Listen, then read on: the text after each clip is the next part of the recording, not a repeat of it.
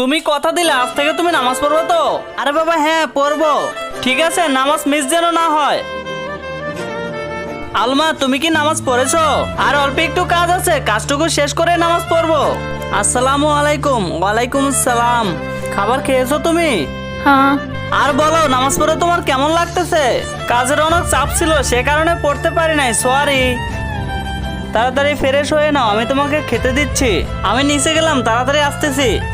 আচ্ছা ঠিক আছে, আসো। এখনো তো আসতেছে না, আমি একটু কল দিয়ে দেখি।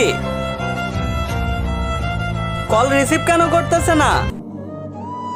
কোথায় গেছিলে তুমি? কতক্ষণ থেকে আমি কল দিচ্ছি, তুমি রিসিভ করতেছো না কেন? আমি দেখতে পারিনি। আচ্ছা আমি খাবার গরম করে দিচ্ছি, বাইরে থেকে খেয়ে এসেছি আমি। কিন্তু আসো, আমি তোমার শরীর টিপে দেই, আমার ঘুম আসতেছে। মনীষ খাবার রেডি করেছি, তাড়াতাড়ি আসো। মনীষ খাবার ঠান্ডা হয়ে গেল।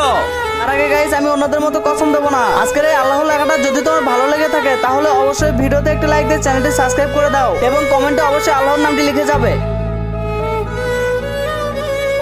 কখন থেকে তোমাকে যেতে বলতেছি, কি হয়েছে তোমার? কাল থেকে আমি দেখতেছি তোমার সাথে আমি 2 দিন ঠিক মতো কথা বলে নেই, তুমি এতে কত গোসা করছো। আল্লাহ তোমাকে তো দিনে 5 বার ডাকে।